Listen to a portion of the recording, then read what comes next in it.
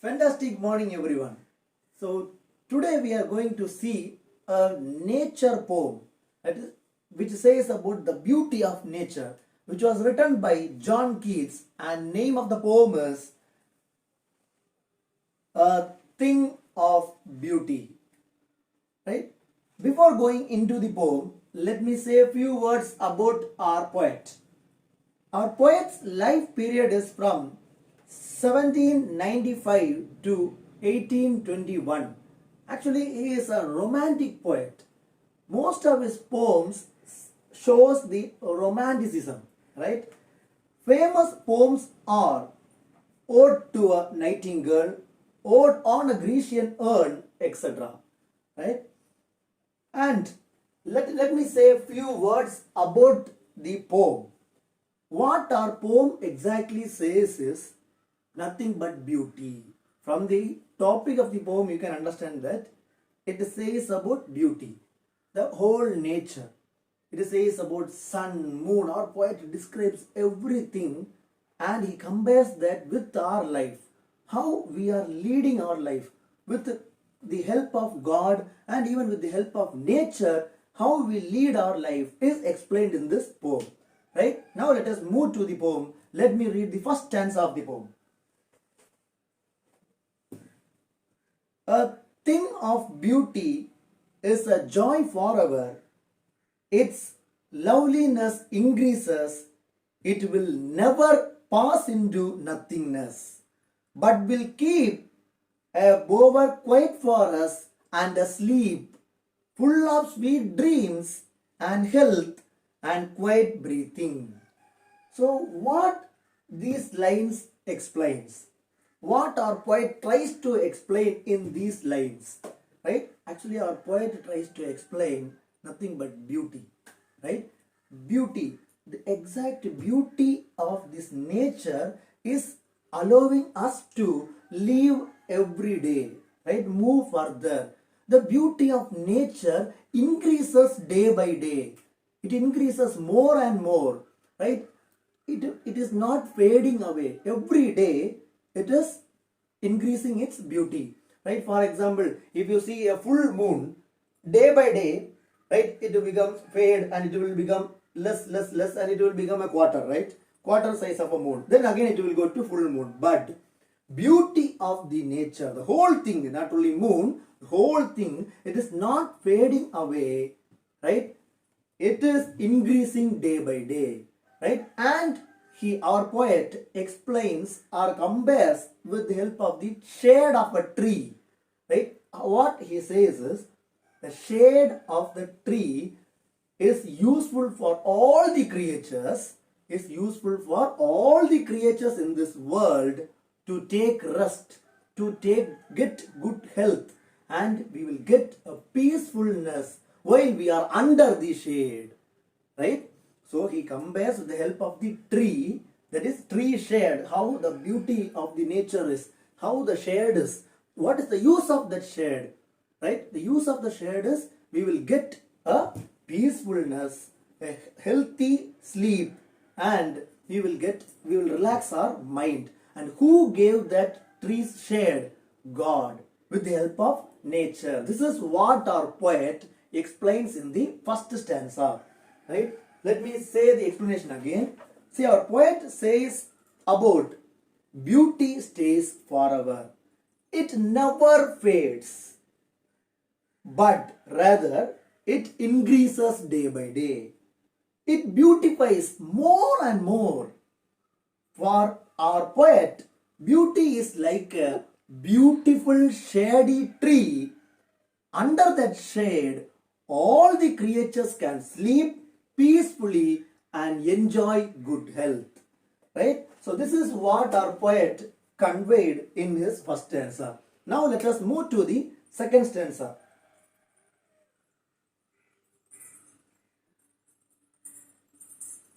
Therefore, on every morrow are we wreathing a flowery band to bind us to the earth, spite of despondence of the inhuman dearth, of noble natures of the gloomy days, of all the healthy and over darkened ways, made for our searching, yes, in spite of all, some shape of beauty moves away the pall from our dark spirits. So, what he conveys in this stanza is there are lot of cruel things, there are lot of sorrowful things that happen in our life. Some people, we will experience that in our life. Each and every person will experience that most of their lifetime. While they are going for a work, while they are living with their family, they will understand this clearly, right? Because as a human, there are ups and downs. So that down, sorrows, we have to face lot of sorrows, and there are cruel people around us. Even after all these things, what makes us to move our life? Nothing but beauty, right? Our desire, right? We have a desire to live by seeing the beauty of the earth, nature. By seeing all these, it will tempt us to live. Because of that, we are living, right? See, our poet says, every day the beauty fills us with the spirit to live, right? Right? It fills us. So we have to live. By seeing the nature, we won't give up, right? We will live. This beauty builds the desire in us, and it paves the way to live even in sad moments and also among cruel people. Here poet wants to say the same thing. Without the nature's beauty, without this desire, without God's creation, right? This earth will be totally covered with gloomy days, that is sad days, and cruel people, right? If we want to move further, we have to see the nature. Nature will give us the support to live, right? And he also says, it is the beauty created by God which helps us to remove the sadness from our hearts, right? So it is a beauty created by God which helps us to remove the sadness from our hearts, right? Now let me move to the third stanza.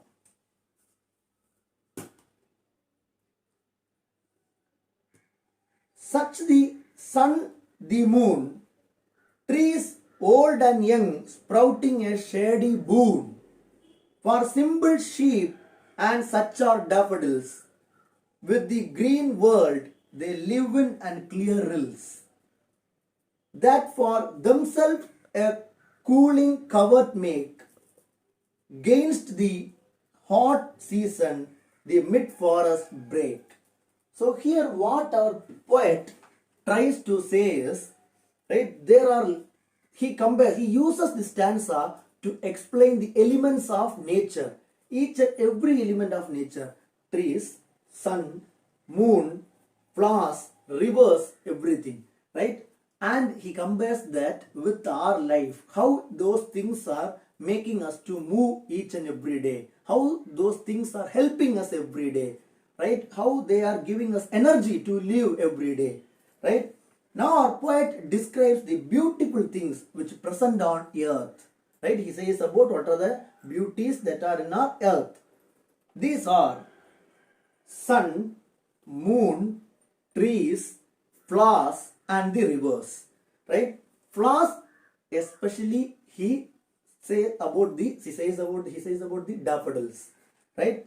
All these are blessings given by God for all the creatures. He also says that trees give us shade, right? Why he says in the first stanza we have seen, trees give us shade, which gives us peacefulness, right? Flowers shows us beauty, right? It gives us beauty, or it will make our mind fresh. By seeing the beauty of the flowers, it will give us some peace, politeness. At the same time, it will give us some fresh, right? And rivers, coolness during the hot summers, right? So all these are the creations of God. Without these things, we can't move our life, right? So beauty is very, very important in each and everyone's life with the help of nature. This is what our poet says in the conveys in the third stanza. He completes the third stanza with the help of all these are like a blessing for us, right? All these are like a blessing for us from the God. Okay, now let me read the fourth stanza of the poem. Rich with the sprinkling of fair musk rose blooms, and such too is the grandeur of the dooms we have imagined for the mighty dead, all lovely tales that we have heard or read. An endless fountain of immortal drink pouring unto us from the heavens bring. So what our poet tries to explain in the fourth stanza. Actually our poet says about all the natures in the whole earth, right, which is helping us to live. The same way, the fourth stanza again he adds some more beauty of the nature which is making us to live, which is giving us a desire to live even while we are facing the lot of barriers and struggles, right? So he again carries us the beauty of earth. It is more beautiful thing that present on earth, and he says that beautiful musk rose. Actually, musk roses are exactly seems to be so beautiful. At the same time, the fragrance of it makes us pleasant, peace, and it will make us fly in the air. Such a wonderful fragrance it has.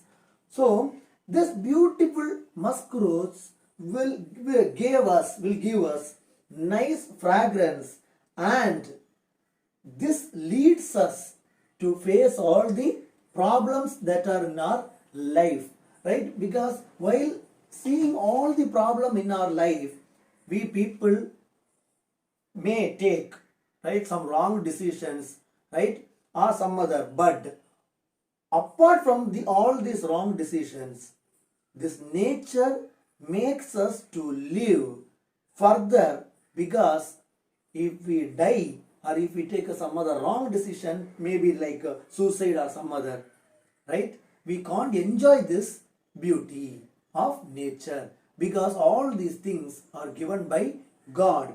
At the same time, our poet says that the mighty warriors who fought for us to get freedom and other things. We have to remember all these things, right? The tales of the mighty warriors who laid their lives for their country. So, who gave their life for their country, in the sense, if we live in our country, so think about that, how the warriors fight for our freedom. Now they are no more, but we are living peacefully. So they had faced lot of barriers in their life, right? If they think like us, right, we won't be getting freedom till now. So they didn't bother about their lives. They fought for their freedom, at the same time their futures freedom, and that is nothing but us, right? All these beautiful things are the gift from God, right? All these beautiful things are the gift from God, and our poet concludes this stanza and the poem by saying these beauties are immortal. These beauties are immortal. What do you mean by immortal? It don't have any ending. It won't die. Beauty won't die, right? Nature of a human and physical structure of a human, life of a human may die, but beauty never dies, right? It is immortal, and he gives us the reason to live in this earth by saying all these beauty things, right? Beauty, nature, which was given by God, makes us to live even in deep sorrows, right? In such a way, our poet concludes this poem, right? So now you think, what our poets say is exactly correct. You may think he completely says about beauty, beauty. Yeah, right? While facing each and every barriers in your life, right? You think, what makes you to live more? What makes you to fight more? What makes you to take a different decision to overcome that barrier?